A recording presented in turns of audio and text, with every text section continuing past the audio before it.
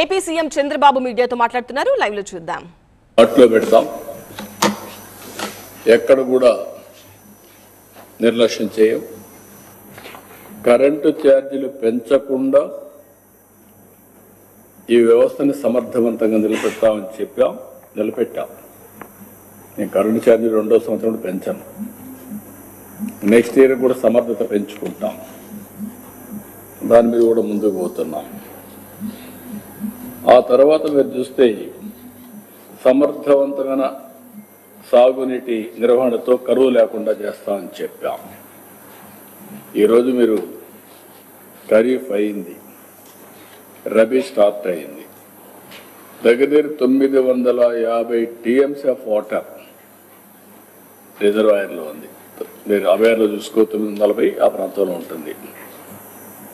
ఇంకొక పక్క ground water ఎక్కువ శ్రద్ధ పెట్టాం. ఇది 7.35 మీటర్ల ఆవరేజ్లో ఉంటే గ్రౌండ్ వాటర్ ఇప్పుడు 6.08 తగ్గించాం, అంటే గ్రౌండ్ వాటర్ పెంచాం. రాయలసీమలో 8.1 నుంచి 6.31 తీసుకొచ్చాం. ఇతర జిల్లాల్లో 7.01 నుంచి 5.97 తీసుకొచ్చాం.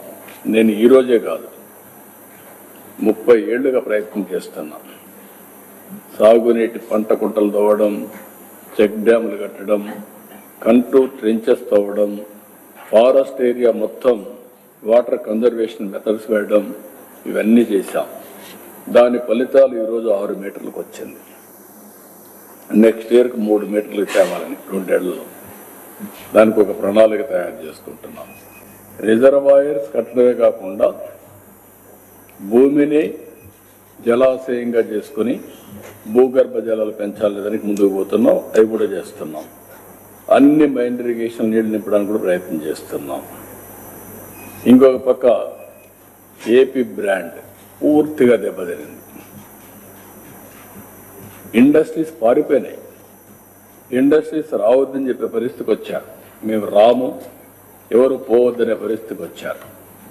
ఈరోజు మళ్ళీ బ్రాండ్ని రివైవ్ చేశాం. మొన్నే 13,26,000 కోట్ల రూపాయల పెట్టుబడులు వచ్చాయి. 16,30,000 మందికి ఉద్యోగాలు వస్తాయి.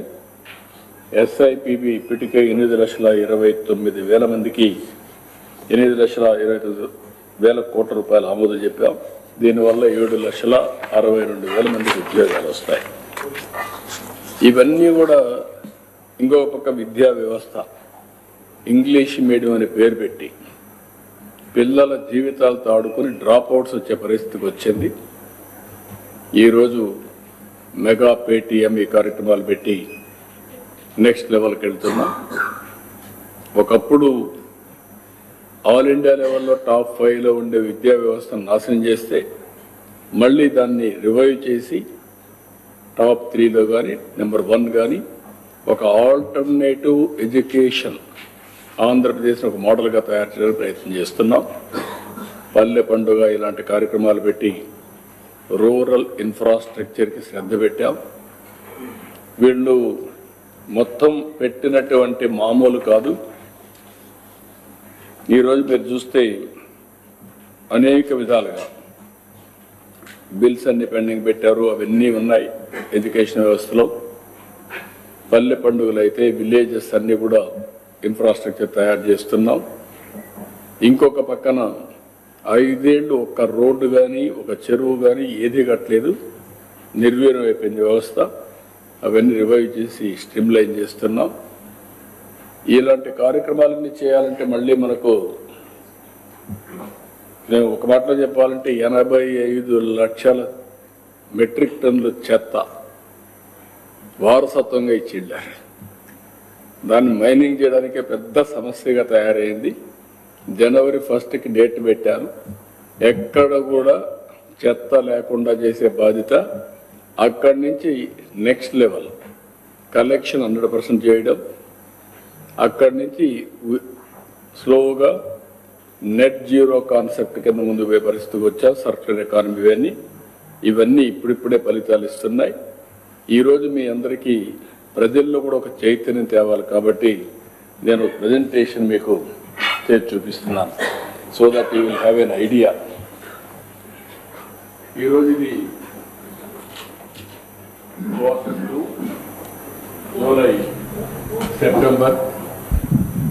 July September 25-26, first half yearly April to September 25-26. Next ఇక్కడ GSDP, PCI and growth projections 3 చూపిస్తున్నాం. అదే మరి మెథడాలజీ, జిఎస్టిపి ఎస్టిమేట్స్ సెట్ తయారు చేస్తారు, అవి కూడా ఎక్స్ప్లెయిన్ చేస్తాను. ప్రజలకు కూడా అర్థం కావాల్సిన అవసరం ఉంది.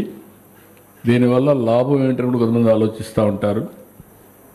గవర్నమెంట్లో జిఎస్టిపి పెరిగితే ప్రజల జీవన ప్రమాణాలు పెరుగుతాయి, ఇంకొక పక్క వాళ్ళ ఆదాయం పెరుగుతుంది, వ్యక్తిగత ఆదాయం పెరుగుతుంది, తలసరి ఆదాయం పెరుగుతుంది, కొనుగోలు శక్తి వస్తుంది, మెరుగైన